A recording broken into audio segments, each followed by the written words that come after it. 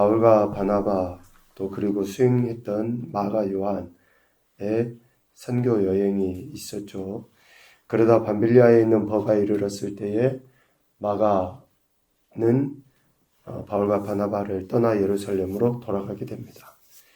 이후에 바울과 바나바가 예루살렘 공의회에 참석하여 이방 선교 보고를 하죠. 그리고 그곳에서 판결난 야고보의 편지를 각 성에 읽혀져라 라고 이런 결론들이 나고 난 이후에 다시 바울과 바나바가 이전에 자신들이 전했던 그 각 성에 다시 가서 형제들이 어떤가 방문하려 한 거예요. 그럴 때 바나바는 마가 요한을 데리고 가야 한다. 그러나 바울은 함께 일하지 아니하고 돌아가 버린 마가를 데리고 가는 것이 옳지 않다. 라고 하여 심히 다투고 이제 바울과 바나바가 갈라서게 됩니다. 그래서 바나바는 마가 요한을 데리고 구브로로 가고 바울은 실라를 택하여 수리아 길리기아로 다니면서 교회들을 견고하게 세워갔죠. 바울은 이후에 데살로니가에 이르러서 유대인의 회당에서 예수 그리스도의 존재와 사역에 대해서 증거하였습니다. 그런데 유대인들이 시기하여 바울을 정말 복음 전하는 그의 삶에 많은 시련과 연단이 있는데 이방 사람들이 그러는 건 좀 더 이해할 만하죠. 그런데 유대인들이 자신의 동족이라고 하고 형제들이라고 하는 유대인들이 시기해서 옷을 찢고 매로 때리고 감옥에 가두는 그런 일들이 일어나죠.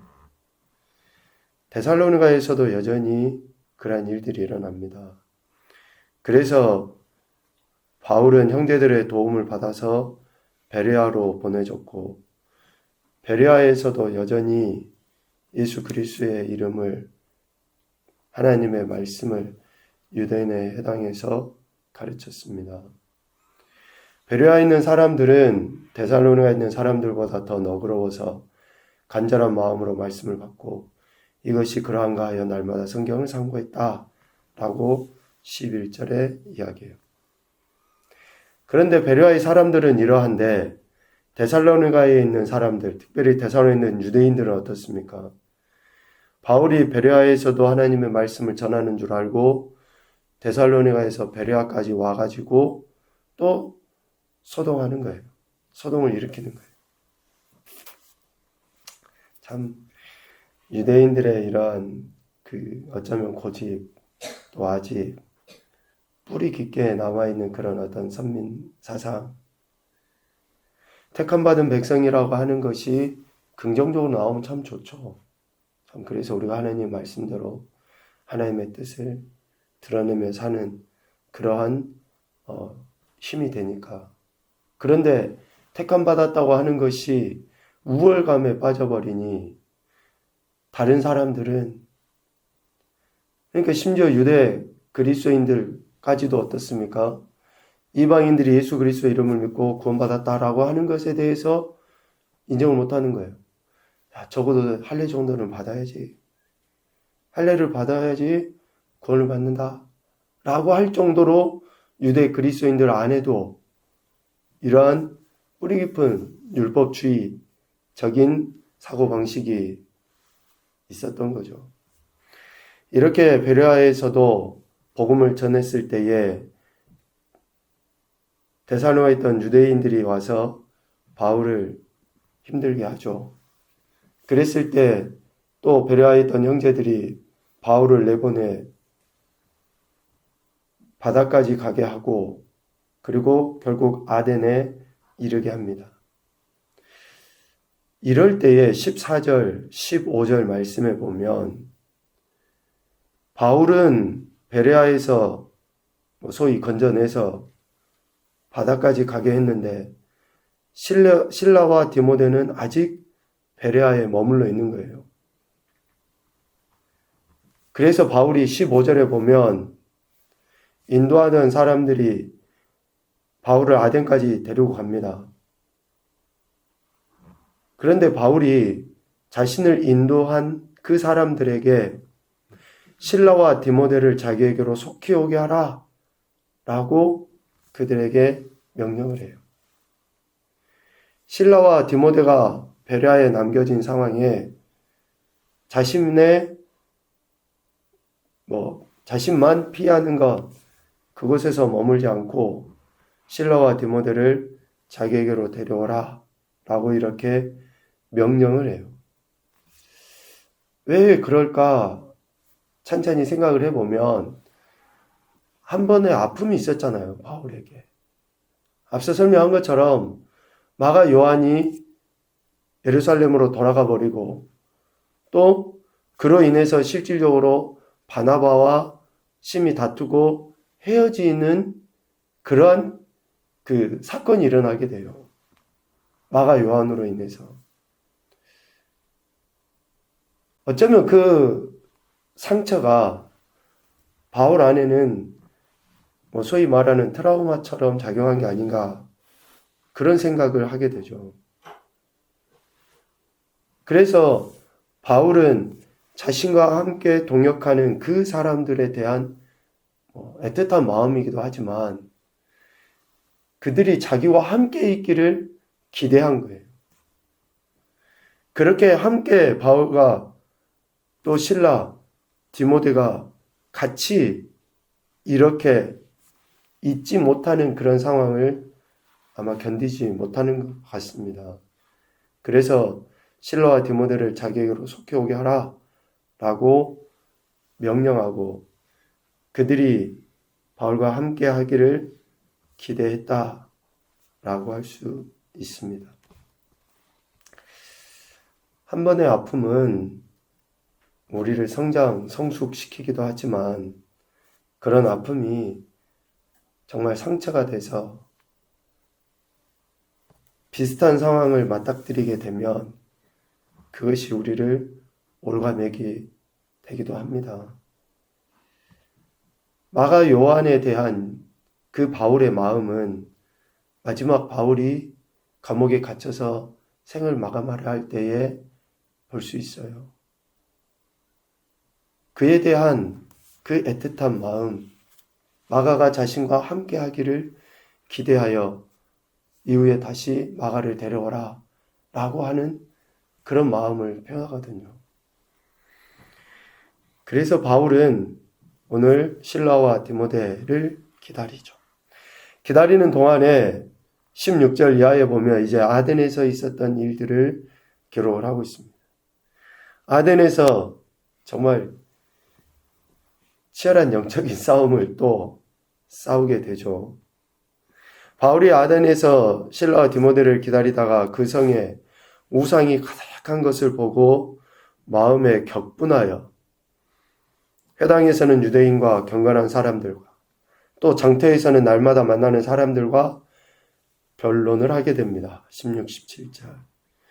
여기서 변론하다라는 말은 2절 말미에 나와 있는 강론하며와 같은 의미예요.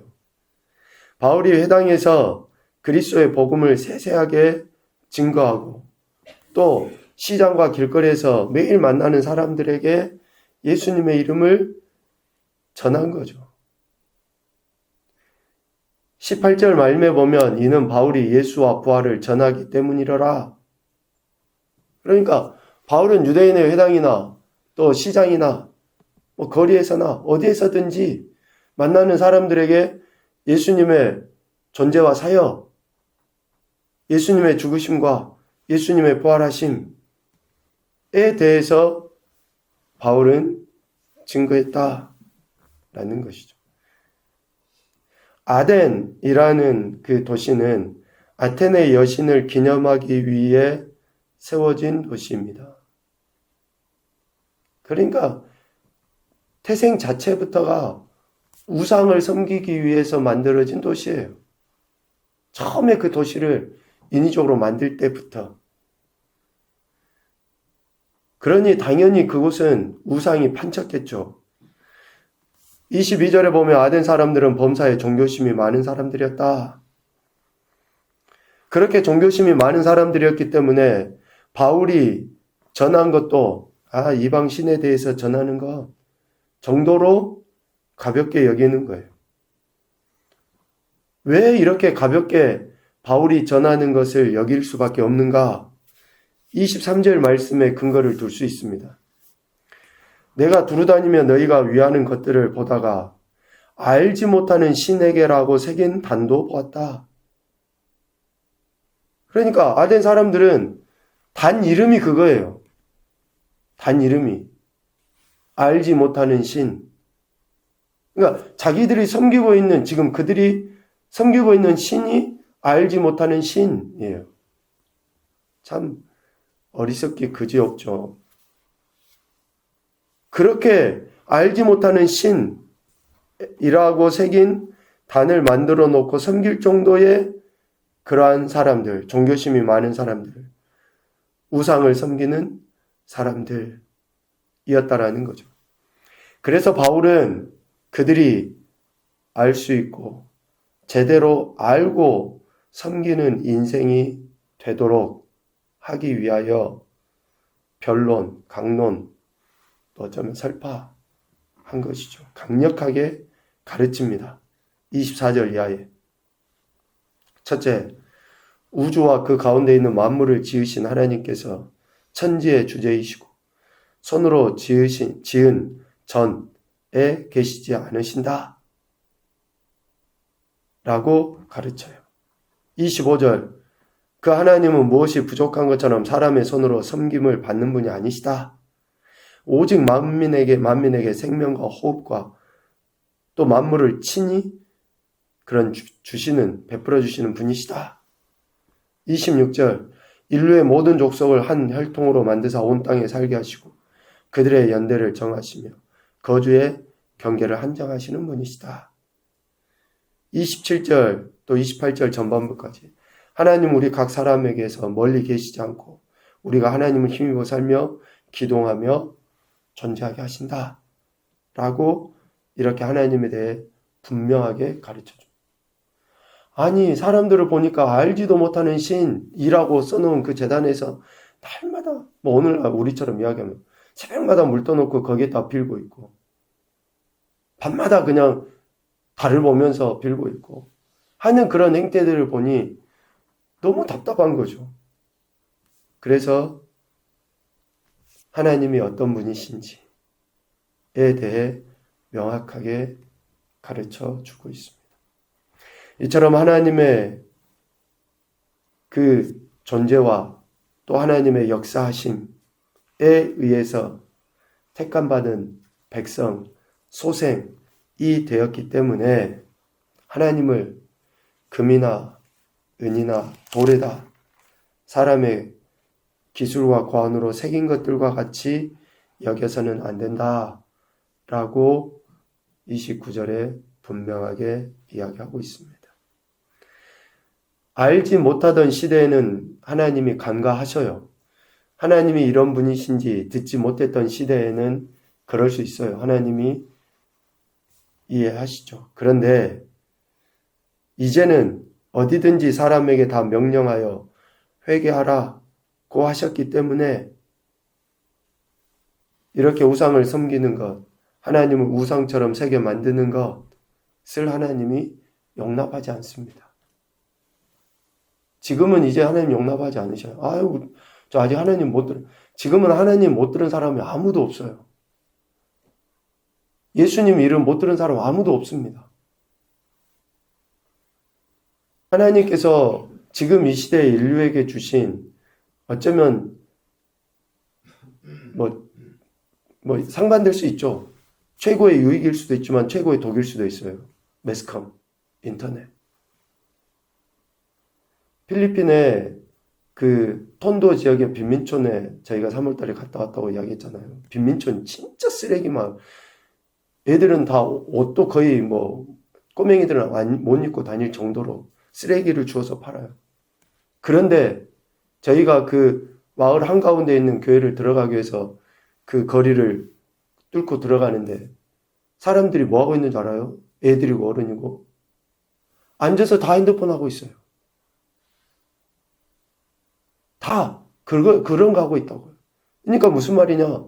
예수님의 이름을 몰라서 못 들어서 못 믿고 몰라서 우상을 섬기는 것은 거의 없어요. 거의.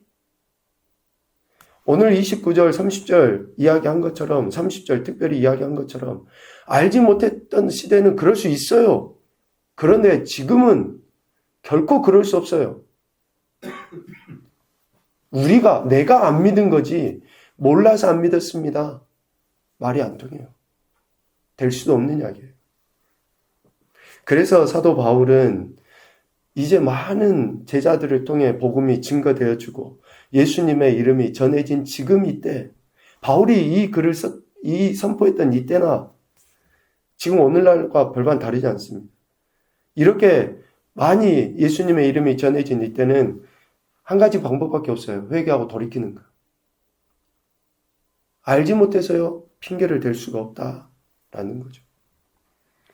그래서 하나님께서 예수 그리스도의 이름을 증거하라고 말씀하셨고 그 말씀에 순종한 자들에 의해서 복음이 전해진 상황에 우상을 버리고 오직 하나님만을 섬기는 인생들이 되어야 한다라는 것을 가르친 것입니다. 첫 번째 교훈입니다. 우상 숭배에 대한 의분이 하나님께 대한 거룩함으로 드러나야 한다. 우리 안에 이 세태를 보면서 각양의 우상 숭배하는 자들을 보면 너무 불편하고 안타깝죠. 그런데 그러한 마음이 내 신앙과 삶에서 더욱더 거룩함으로 드러나야 돼요. 거룩함으로. 두 번째, 종교심이 아닌 믿음으로 하나님을 섬기는 인생이 되자. 우리 구분하셔야지 됩니다. 우리 자신들이 종교심으로 하나님을 믿고 있는지, 정말 믿음으로 내 안에 성령 하나님이 계셔서 그렇게 성령 하나님의 다스림 속에 하나님을 믿고 섬기고 있는지. 세 번째, 생명의 주관자이시며 모든 만물의 주권자이신 하나님만을 의지하며 살아가자. 이것이 오늘도 저와 여러분이 보여야 될 신앙과 삶의 태도라고 생각합니다. 우리에게 구원의 은혜를 베풀어 주신 하나님께 감사하시면서 하나님의 선하신 뜻, 그 역사하심에 순종함으로 하나님의 영광도 나타내시고 은혜도 경험하는 교화 복된 한 날이 되시기를 주님의 이름으로 축복합니다. 아멘.